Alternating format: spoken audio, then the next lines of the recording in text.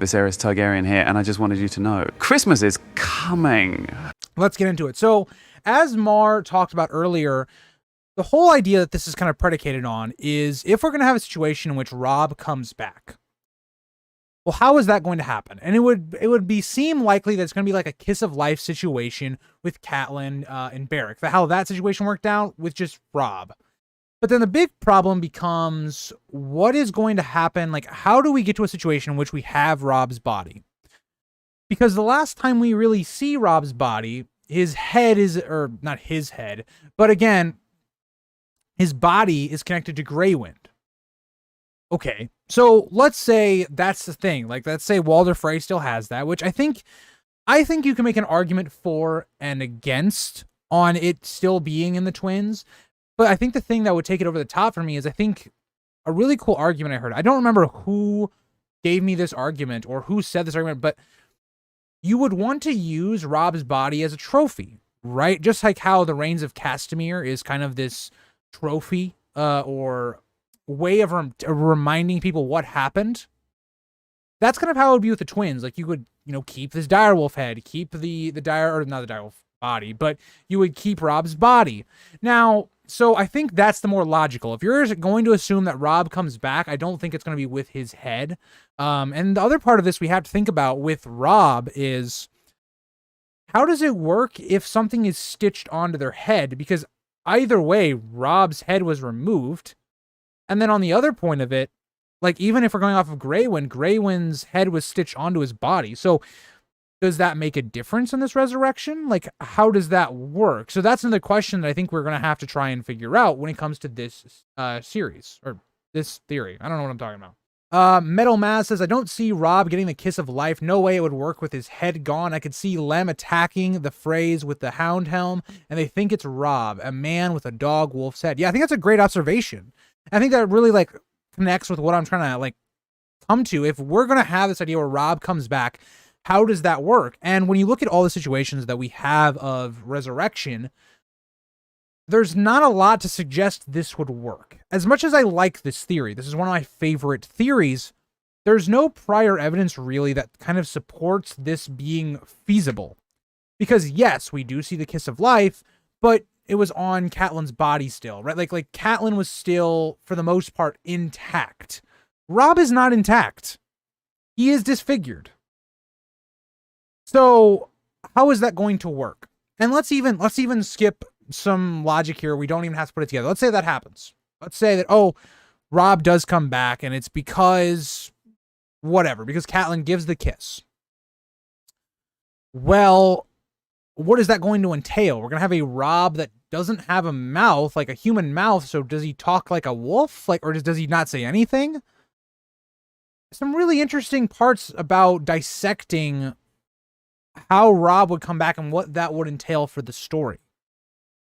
And I think when you think about it as something else, the other times we've seen resurrection or life being brought back or created is through blood sacrifices, where if we look at kind of Dany and the dragons, and knowing that this is probably going to happen at a Revenge Red wedding, all of this Frey death, maybe that is something that also helps bring Robb back from the dead, is this blood sacrifice that Lady Stoneheart could be using. Because there's a very interesting line in Feast for Crows when Brienne meets Stoneheart, is that Stoneheart says that she wants her son brought back or everyone else that was involved killed. And it's an interesting idea, because why would Stoneheart say she wants her son back? Is she just saying, oh, well, that's not possible, so I want all of them dead? Or is she saying, I think there's a possibility I can bring Robb back, and so I'm going to try it? And who wouldn't, right? Stoneheart has just seen that she can come back from the dead. Why wouldn't she try that on her son, the person she loved above pretty much everyone else at this point? So I think that's really relevant to understanding what are Stoneheart's motivations. Is this what she is probably trying to do? And so the problem, I think, becomes that if Robb even comes back, I don't think he'll be Robb. I don't think he'll be anything like Robb. Think about how long Robb has been dead. And what we've been given to understand is that the longer you are dead, the more it will change you. And so when we look at Catelyn, for instance, who was only dead she wasn't dead that long, like compared to what we're talking about with Robb. I think Catelyn was dead for like a couple days. Check me in the chat if I'm wrong on that, but I thought she was dead for like a couple days. And so Robb would be dead for a long time. He would come back, I would assume, almost completely as like a direwolf in a human's body. That's how I would look at it. Ghost says, I also think it was kind of stupid for Roose to personally kill Robb Stark because that just clearly paints the picture of a traitor. If I was Roose, I would have just watched from the sidelines. I agree. I think it makes sense for Roose to just stay out of it and try to play the innocent, right? Just say that I think in actually a better move possibly would be Roose, doesn't even actually show up. Like maybe the delay costs him so much that he doesn't show up to this wedding. Now, the thing would be the Freys want that backing, right? Walder Frey's not going to back without, strength. And so Roose was kind of that backup force. Now, again, I'd make the argument the Freys didn't need the Boltons to take down the rest of Robb's forces. Again, they were all highly drunk. They were unaware. Didn't really need Roose Bolton's forces to begin with. But I agree. I do think Roose did not set himself up well looking at how things are going to play out in the north in the story. Bar says, no, he will return as a werewolf monster, brainless, that kills everyone in front of him. I think that's a very high possibility, Mar. If we're following the groundwork that George has put here, I think that's a logical claim. I think he should stay dead. Ashley, I agree. I as much as I love Robb is my second favorite character in the story. I think he should just stay dead. I don't know. I won't go as far as saying it discounts and takes away some of the emotion of the Red Wedding. But I do think, okay, if we start having Catelyn and Robb come back, our two major characters, even though they are changed, they're different, they're not the same people, it's like, okay, it kind of feels a little cheap to me. Would his body even be composed enough to stay together? Wouldn't have been rotten by now? That's a great point. Like, maybe the Freys could have tried to preserve his body for quite a long time. That could have been possible. We see that a little bit in the north at the wall, and them trying to do that, so maybe that's possible. Pains me to say this, but keep Robb dead for the sake of wins. I agree, Ghost. I 100% agree.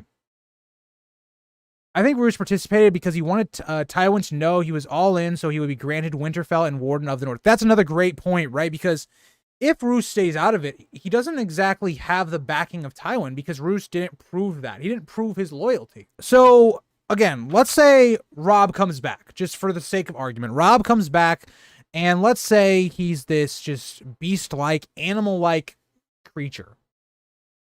Could he then be brought into the army of the dead, right? Robb's spirit would be dead. He would be a white. Could he then become something like a Night King? That's something we talk about, or me and Voice of Old Town actually talked about. It's one of my favorite videos that I've ever recorded. It was just a very fun video, which you guys, I think we'll see. I'm getting a little confused because, again, as I'm uploading these, I'm on like episode 13 that's been uploaded at this point. That's being ready to be set to public. I think it's like 4 or 5 or 6, somewhere in there. But could he become something like a Night King? And more, it's just like a figurehead. It's not like he's actually in control or anything, but could he be like a figurehead? He has Robb's crown, maybe. Maybe Lady Stoneheart gives him the crown, or gives this beast-like thing a crown. What I think also could be interesting if Robb comes back is how I've talked about how I like that Arya is the one to possibly kill Lady Stoneheart. I think it'd be a really good way to kind of resolve some of her character arc in this next book. But what I think would be even more interesting is that if she does bring back Robb, like Robb just like eats her corpse or something like that. Like, it'd be really demented, but it'd be showing that you brought this creature back to life, but for what? It defiles your death. Like, that would be kind of interesting as well. I don't know.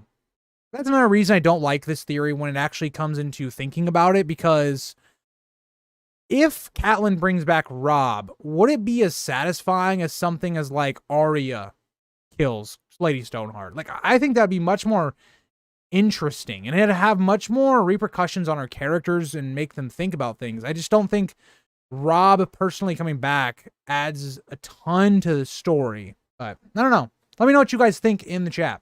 I didn't even talk about one of the other things. So one of the other supporting evidence that we have is Dany sees a vision of something like what we've described, where it's Robb who's, I think he's sitting down and he has like a chicken leg in his hand. It's like a very famous art in the community, and it has the wolf's head and Robb's armor and stuff.